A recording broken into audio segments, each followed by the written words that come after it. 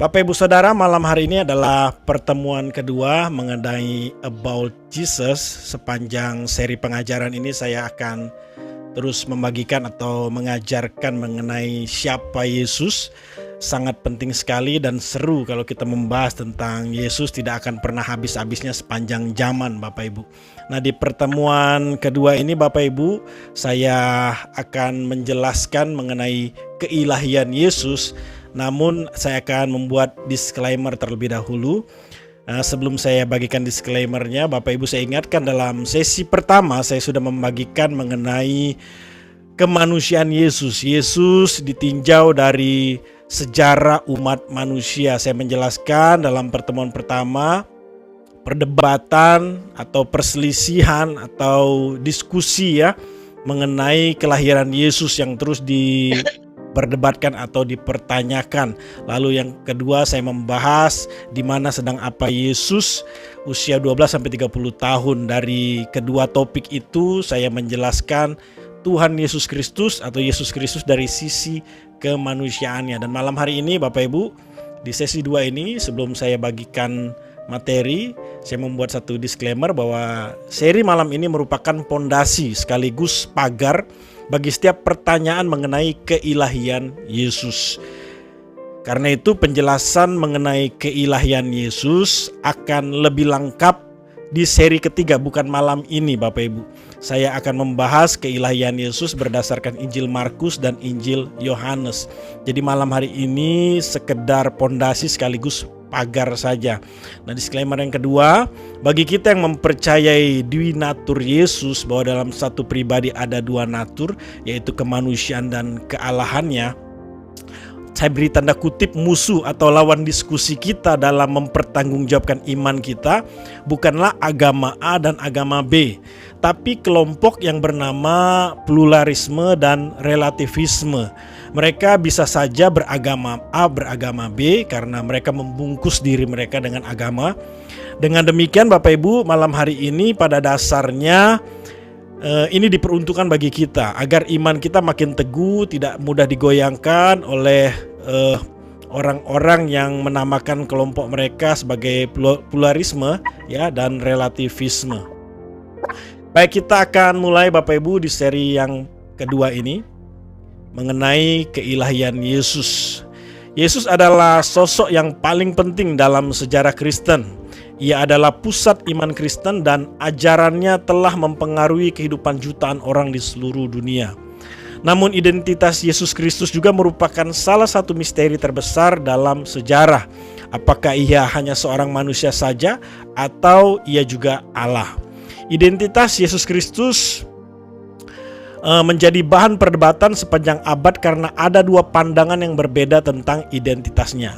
Pandangan pertama adalah pandangan humanistik yang berpendapat bahwa Yesus Kristus hanya seorang manusia biasa. Pandangan kedua adalah kristologis yang berpendapat bahwa Yesus Kristus adalah Allah yang menjadi manusia. Akan saya jelaskan di slide selanjutnya. Nah, perbedaan pandangan tentang identitas Yesus Kristus telah menyebabkan perdebatan teologis yang panjang dan kompleks. Perdebatan ini telah berlangsung selama berabad-abad dan belum ada kesepakatan yang final. Di abad keempat, tepatnya tahun 451 Masehi, dalam konsili Kalsedon, gereja Kristen akhirnya menetapkan bahwa Yesus Kristus memiliki dua natur, yaitu natur ilahi dan natur manusiawi. Kedua natur ini bersatu dalam satu pribadi, yaitu Yesus Kristus. Nah, Bapak Ibu bisa perhatikan di slide, adapun isi dari pengakuan iman Kalsedon adalah sebagai berikut. Kami mengakui bahwa Kristus, Tuhan kita yang satu dan sama, dikenal dalam dua hakikat yang tidak tercampur, tidak dapat berubah, tidak terbagi, tidak terpisahkan. Perbedaan dari dua hakikat ini sama sekali tidak ditiadakan oleh penggabungannya. Sebaliknya, masing-masing hakikat dipelihara juga dalam penggabungan dalam satu oknum dan satu hakikat.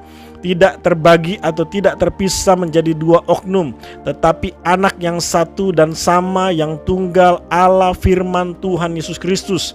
Seperti mengenal Dia, nabi-nabi telah lama sebelumnya, serta Yesus Kristus sendiri mengajarkan kepada kita, dan seperti pengakuan bapak-bapak telah diteruskan kepada kita. Pengakuan iman ini merupakan hasil dari perdebatan teologis yang panjang dan kompleks tentang identitas Yesus Kristus. Rumusan ini diterima oleh gereja Kristen sebagai rumusan yang resmi identitasnya, yaitu identitas Yesus Kristus. Pengakuan iman Kalsedon menyatakan bahwa Yesus Kristus memiliki dua natur, yaitu natur ilahi dan natur manusiawi yang bersatu dalam satu pribadi. Namun pertanyaan tentang bagaimana dua natur ini dapat bersatu dalam satu pribadi masih terus diperdebatkan hingga saat ini. Perdebatan tentang identitas Yesus Kristus menjadi semakin relevan di era postmodern, yaitu era yang ditandai dengan relativisme, pluralisme, dan sekularisme, karena kita diajak untuk mengimplikasikan doktrin kristologi di zaman ini. Nah, Bapak Ibu Saudara, ada dua pandangan tentang identitas Kristus. Ya, saya akan bacakan terlebih dahulu sebagai pendahuluan. Identitas Yesus Kristus adalah salah satu misteri terbesar dalam sejarah. Apakah ia seorang manusia biasa ataukah Allah yang menjadi manusia? Sekalipun sebagian orang Kristen dapat memahami dengan benar siapa Yesus berdasarkan kesaksian Alkitab dan bukti sejarah, namun ada sebagian orang yang masih skeptis dan terus mempertanyakan identitas Yesus. Nah, terdapat dua pandangan tentang identitas Kristus. Yang pertama itu pandangan humanistik. Kaum humanistik adalah orang-orang yang menganut paham humanisme, yaitu suatu aliran pemikiran yang mengedepankan nilai dan kedudukan manusia serta menjadikan sebagai kriteria dalam segala hal. Kaum humanistik percaya bahwa manusia adalah makhluk yang unik dan berharga. Mereka memiliki kemampuan untuk berpikir, berkehendak bebas, dan menciptakan sesuatu yang baru. Kaum humanistik juga percaya bahwa manusia memiliki tanggung jawab untuk membangun dunia yang lebih baik. Kaum humanistik berpendapat bahwa Yesus Kristus hanyalah seorang manusia biasa yang memiliki ajaran dan pengaruh yang luar biasa. Mereka berpendapat bahwa tidak ada bukti yang mendukung klaim bahwa Yesus Kristus adalah Allah. Kaum humanistik mencoba menyodorkan bukti-bukti Alkitab yang memperkuat argumen mereka bahwa Yesus adalah manusia biasa. Beberapa di antaranya, Yohanes 8 ayat 40, Yesus sendiri mengatakan bahwa ia adalah manusia. Dan Markus 14 ayat 62, pengakuan para murid bahwa ia adalah manusia. Pandangan ini juga didasarkan pada kenyataan bahwa Yesus Kristus lahir, hidup, dan mati seperti manusia biasa. Nah, pandangan kedua adalah pandangan kristologis. Pandangan ini berpendapat bahwa Yesus Kristus adalah Allah yang menjadi manusia. Pandangan ini didasarkan pada bukti-bukti Alkitab seperti pernyataan-pernyataan Yesus tentang dirinya sendiri. Akulah hidup, ya, akulah yang hidup, yang telah mati. Tetapi lihatlah, aku hidup selama-lamanya dan aku memegang kunci maut dan kerajaan maut. Wahyu 1 ayat 18. Pandangan ini juga didasarkan pada kepercayaan Kristen bahwa Yesus Kristus adalah Allah yang turun ke dunia dalam rupa manusia untuk menyelamatkan umat manusia dari dosa. Nah, kita masuk Bapak Ibu kepada materi yang lebih dalam lagi, yaitu mengenai inkarnasi ilahi. Inkarnasi ilahi adalah konsep teologis dalam agama Kristen yang menyatakan bahwa Yesus Kristus adalah Allah yang menjadi manusia. Konsep ini didasarkan pada keyakinan bahwa Yesus Kristus memiliki dua natur yang berbeda, namun bersatu secara tak terpisahkan, natur ilahi dan natur manusia. Seperti sebuah gelas, di dalamnya ada minyak dan air. Bapak Ibu bisa bedakan mana minyak mana air, tapi menyatu di dalam sebuah gelas. Nah, demikian analogi yang bisa saya bagikan. Ia sepenuhnya Allah dan sepenuhnya manusia sekaligus. Konsep inkarnasi ilahi pertama kali dirumuskan oleh Bapak Gereja abad keempat. Konsep ini kemudian menjadi salah satu doktrin inti dalam agama Kristen. Jadi Bapak Ibu bisa bayangkan waktu itu kumpul ya ratusan teolog atau bapak-bapak gereja untuk merumuskan hal ini. Ini merupakan hal yang serius, dan kalau itu terjadi di tahun 400-an Masehi, hari ini 2025, di abad 20 ini atau di abad 18-19 muncul paham-paham yang menyatakan Yesus bukan Tuhan dan sebagainya, Bapak Ibu bisa mempertimbangkan dengan baik secara logika ya, dengan hati nurani yang bersih, lebih percaya mana yang dulu yang memang sudah dipercaya ratusan ribuan tahun oleh orang Kristen, atau yang baru muncul ya abad 18-19 termasuk tahun sekarang. Ini sekedar pertimbangan sebelum kita mempelajari inkarnasi ilahi. Pandangan inkarnasi ilahi menawarkan penjelasan tentang misteri Yesus Kristus. Konsep ini menjelaskan bagaimana sosok manusia Yesus dapat memiliki sifat dan kuasa ilahi. Inkarnasi ilahi walaupun mengandung misteri, memberi landasan teologis untuk memahami Yesus Kristus. Beberapa bukti yang mendukung pandangan inkarnasi ilahi sebagai jawaban dari misteri mengenai dua natur dalam pribadi Yesus, yaitu yang pertama, pernyataan dan perbuatan Yesus Kristus. Injil mencatat bahwa Yesus Kristus membuat berbagai pernyataan dan melakukan berbagai perbuatan yang menunjukkan bahwa ia memiliki sifat dan kuasa ilahi. Misalnya, Yesus Kristus menyatakan diri sebagai anak Allah, anak manusia, ya Matius 16 ayat 13, sebagai Tuhan Yohanes 20 ayat 28, sebagai Allah Yohanes 10 ayat 30. Ia juga melakukan berbagai mujizat seperti menyembuhkan orang sakit, mengusir setan, dan membangkitkan orang mati. Yang kedua adalah kebangkitan Yesus Kristus. Kebangkitan Yesus Kristus dari kematian adalah peristiwa yang sangat penting dalam agama Kristen. Peristiwa ini menunjukkan bahwa Yesus Kristus memiliki kuasa atas kematian yang merupakan simbol dari dosa dan kuasa jahat. Kebangkitan Yesus Kristus juga menunjukkan bahwa ia adalah Allah yang hidup. Konsep inkarnasi ilahi menegaskan bahwa Yesus Kristus adalah sosok yang unik dan istimewa. Bukan hanya seorang manusia biasa, tetapi juga Allah yang menjadi manusia. Hal ini memberikan dasar yang kuat bagi iman Kristen. Nah Bapak Ibu, jangan pernah memahami Allah menjadi manusia, Allah berubah jadi manusia. Hakikat Allah berubah jadi hakikat manusia. Itu pengertian yang salah. Allah tetaplah Allah, dia tidak bisa berubah atau tidak boleh berubah jadi manusia. Tapi Allah menjadi manusia harus diberi pengertian yang benar bahwa Allah mengambil ya atau mengadopsi hakikat manusia. Dia menambahkan kepada dirinya satu nature lagi, yaitu manusia. Nah demikianlah Yesus ketika dia datang ke dunia ini, dia mengambil nature manusia itu, menambahkan kepada dirinya. Makanya dalam Filipi 2 ya, yang adalah Allah mengambil rupa manusia, diadopsi Bapak Ibu Saudara. Saya bisa bayangkan bagaimana proses kelahiran Yesus dalam kandungan Maria. Bapak Ibu, sekalipun ini sulit dibuktikan secara ilmu kedokteran bagaimana seorang perempuan bisa mengandung tanpa hubungan biologis, tapi ketika dia ada di dalam kandungan Maria, itulah titik awal dia mengambil atau menambahkan kepada dirinya nature manusia, Bapak Ibu. Jadi hebat ya, Tuhan dalam hakikatnya sebagai Tuhan menambahkan nature-nya sebagai manusia. Jadi kalau gelas yang saya beri analogi tadi, gelas itu merupakan hakikat Allah yang di dalamnya tadi cuma ada minyak Bapak Ibu, lalu dia tambahkan air, hakikat nature yang baru yaitu manusia. Nah demikianlah Yesus Bapak Ibu, dia menambahkan kepada dirinya nature manusia. Jadi jangan pernah salah memahami Bapak Ibu, Tuhan switch gitu kayak belalang tempur gitu, dari Tuhan berubah jadi manusia. Bukan seperti itu pengertian inkarnasi. Nah kira-kira begitu Bapak Ibu Saudara ya. Baik, lalu Bapak Ibu kita mulai masuk ke dalam aplikasi. Saya ingin malam hari ini bisa ada tanya jawab diskusi, menarik sekali Bapak Ibu.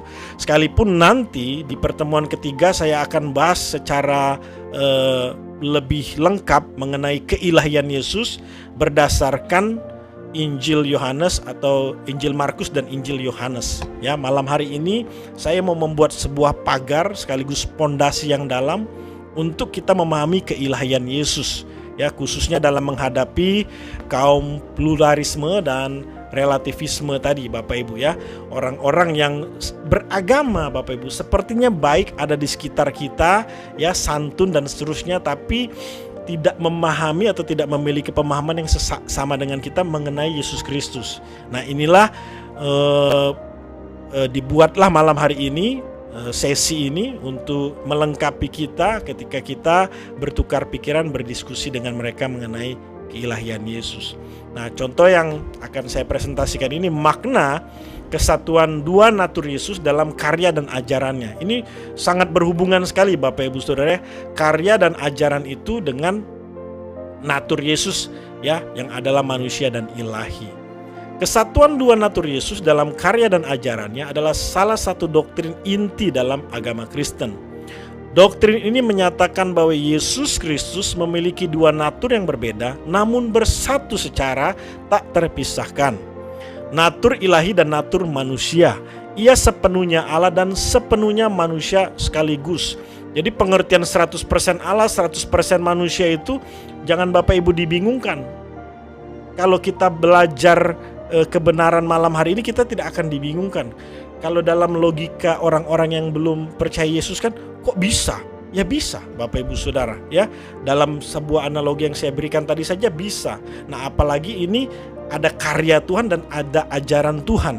Jadi sangat memungkinkan dia sepenuhnya Allah, dia sepenuhnya manusia. Makna kesatuan dua natur Yesus dalam karya dan ajarannya dapat dilihat dari berbagai aspek. Antara lain yang pertama, penyelamatan yang sempurna. Natur ilahi memungkinkan Yesus menanggung hukuman dosa manusia, mati di salib, ya, dan bangkit kembali. Ini natur ilahinya, Bapak Ibu. Nah, natur manusia membuat pengorbanannya relevan dan bermakna bagi manusia. Ia mati sebagai manusia mewakili manusia, namun kebangkitannya menunjukkan kuasa ilahinya atas kematian. Jadi sangat memungkinkan, Bapak Ibu, di dalam satu pribadi ada dua natur yang sangat berhubungan dengan karya dan ajarannya. Contoh yang pertama ini penyelamatan yang sempurna. Yang kedua adalah keteladanan Kristus. Yesus menjadi teladan sempurna bagi manusia.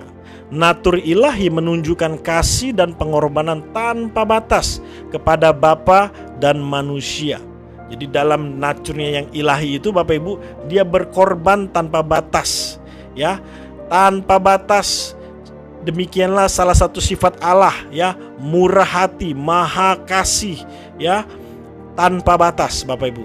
Ini natur ilahinya Yesus. Nah, natur manusianya menunjukkan bagaimana hidup sesuai kehendak Allah dalam keterbatasannya sebagai manusia. Bapak Ibu, ini luar biasa, Bapak Ibu. Jadi dalam kita memahami Yesus waktu dia jadi manusia, dia tidak berdosa, jangan kita pahami, oh itu natur ilahinya. Oh, sama sekali dia menanggalkan natur ilahi dalam pengertian, Bapak Ibu, dia tidak memakai natur ilahinya untuk melawan dosa atau untuk tidak hidup dalam dosa, Bapak Ibu. Justru benar-benar dalam naturnya sebagai manusia, ya, dengan kehendaknya, Bapak Ibu Saudara, dia mau taat dan setia sampai mati. Demikian yang firman Tuhan katakan dalam Filipi pasal 2. Nah, jadi teladan Yesus luar biasa. Jadi kalau hari ini kita sempat mengeluh, mempertanyakan, aduh saya begini, saya begitu, ada masalah ini, masalah itu, rasanya pengen jauh dari Tuhan, pengen jatuh dalam dosa, pengen balik lagi ke kehidupan yang lama. Bapak Ibu Saudara, Yesus juga mengalami penderitaan, masalah hidup dan seterusnya. Tapi dalam naturnya sebagai manusia, Bapak Ibu Saudara, dia memberikan teladan untuk tunduk, taat sampai mati kepada Bapa di surga. Jadi yang kedua ini, dua natur Yesus ini berkaitan dengan karya dan ajarannya. Yang ketiga, Bapak Ibu, penghiburan dan harapan. Yesus yang memahami penderitaan manusia menawarkan penghiburan dan pengharapan sejati. Ia mengerti kelemahan dan godaan kita, namun ia juga memiliki kuasa dan kasih untuk menolong kita mengatasinya. Lihat Bapak Ibu Saudara, ya, dalam naturnya sebagai manusia, dia menawarkan penghiburan, ya, pengharapan sejati dalam penderitaan yang manusia sedang hadapi. Tapi dalam natur dia sebagai Tuhan Bapak Ibu, dia memberikan kuasa, kasih untuk menolong kita. Ini luar biasa sekali Bapak Ibu. Yang keempat, hubungan dengan Allah. Kesatuan dua natur Yesus membuka jalan bagi manusia untuk berelasi dengan Allah. Kalau tidak datang Tuhan itu ke dunia ini, mengambil rupa manusia Bapak Ibu, selamanya engkau dan saya tidak punya hubungan dengan Bapa di surga. Melalui natur manusiawi Yesus, kita dapat mendekati Allah tanpa rasa takut. Ibrani 10 nanti boleh dibaca. Melalui natur ilahi Yesus, Allah menyatakan kasih dan pengampunannya kepada manusia. Luar biasa Bapak Ibu, dia mengampuni dosa kita, menghapusnya, tidak mengingat kembali, dalam natur ilahinya Bapak Ibu.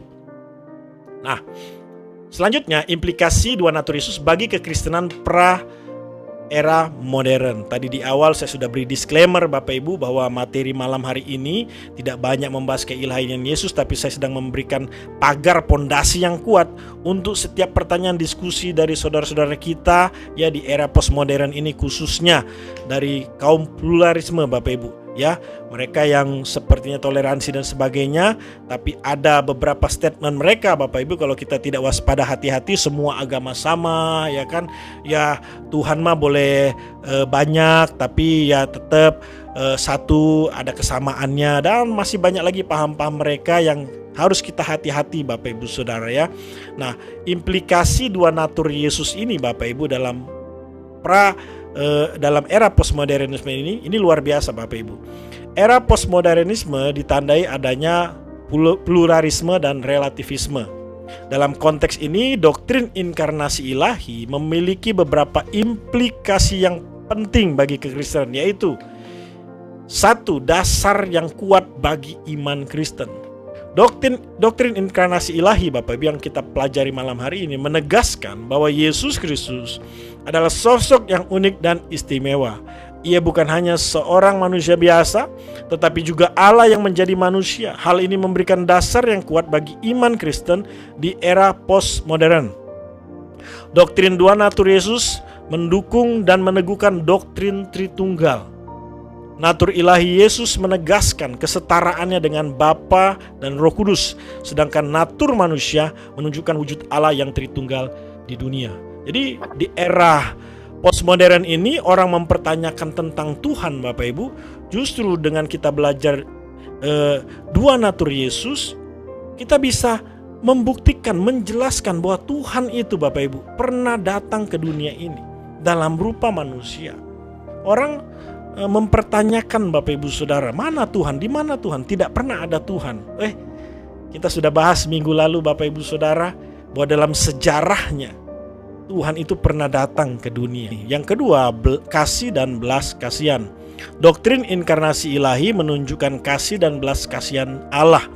Allah yang maha kuasa dan maha suci turun ke bumi dalam wujud manusia yang lemah dan terbatas. Dan hal ini menunjukkan kasih dan belas kasih Allah yang tak terbatas. Di akhir kesimpulan nanti Bapak Ibu saya sampaikan bahwa orang-orang yang merasa bahwa dunia ini jahat, Tuhan jahat, tidak karena adanya penderitaan, tidak ada keadilan di dunia, dan seterusnya Bapak Ibu Saudara. Paham-paham ini ya terjawab oleh ajaran Kristen tentang dua natur Yesus Kristus, bahwa ada kasih dan belas kasih yang dinyatakan Tuhan Bapak Ibu.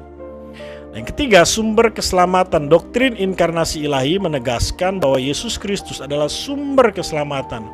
Ia mati di kayu salib menebus dosa manusia. Kebangkitan dari kematiannya menunjukkan bahwa ia telah mengalahkan dosa dan maut. Ia menjadi pengantara yang sempurna antara Allah dan manusia. Natur ilahi memungkinkan dia menanggung hukuman dosa manusia, sementara natur manusia membuat pengorbanan yang relevan dan bermakna bagi umat manusia. Ini menjelaskan mengapa hanya Yesus yang dapat menjadi juru selamat. Hari ini banyak orang mempertanyakan Bapak Ibu Saudara, ya kan, bagaimana caranya selamat? Dengan cara apa, seperti apa? Kekristenan menjawabnya melalui ajaran dua natur Yesus ini, Bapak Ibu. Dalam keadaannya sebagai manusia, Bapak Ibu, dia berkorban mati bagi kita untuk menyelamatkan manusia. Dia yang menanggung hukuman dosa, Bapak Ibu Saudara. Ya, dia yang menanggung semua dosa. Maut, bahkan maut sudah dikalahkan. Tadi siang saya dapat perenungan, Bapak Ibu Saudara. Anggaplah di dalam dunia ini tidak ada lagi yang baik, Bapak Ibu Saudara. Semua orang berpandangan tidak ada yang baik, semuanya jahat. Tapi dengan kehadiran Yesus Kristus mematahkan pandangan itu.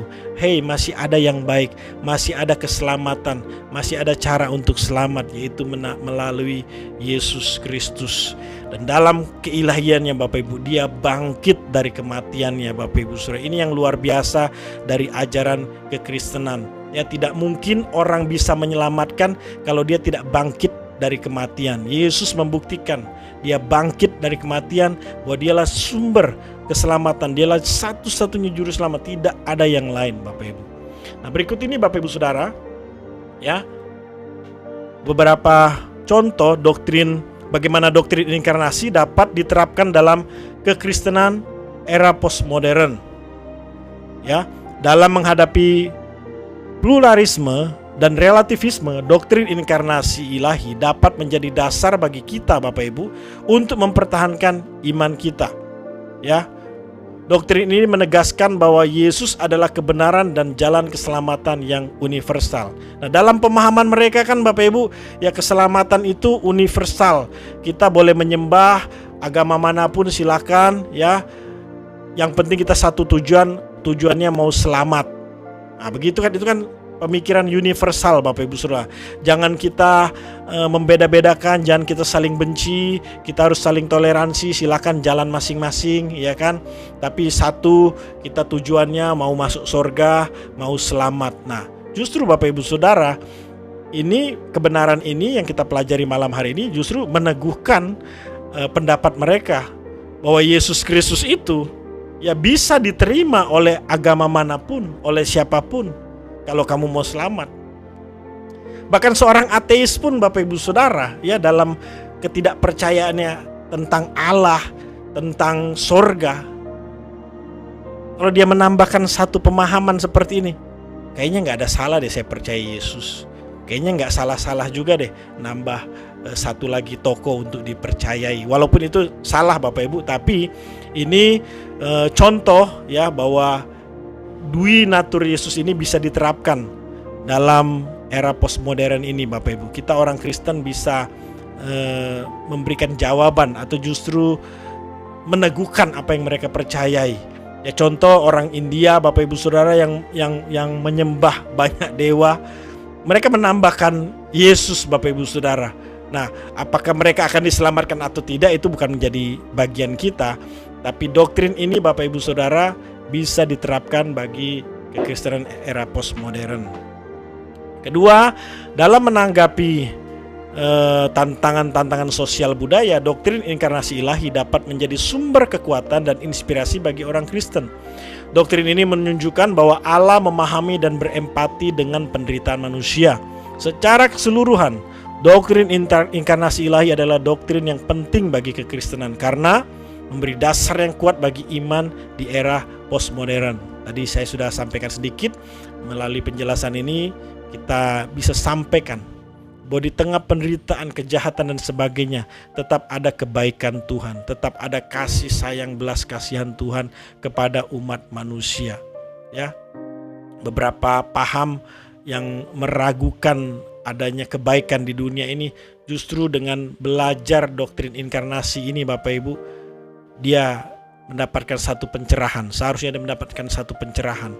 Tuhan itu sudah datang ke dunia ini menunjukkan kasih belas kasih-Nya. Nah, sebagai kesimpulan, Bapak Ibu Saudara, dalam seri 2 ini saya membahas pandangan tentang Yesus Kristus yang menegaskan bahwa Ia adalah Allah yang menjadi manusia. Saya sudah jelaskan, ya, apa pengertian Allah menjadi manusia itu.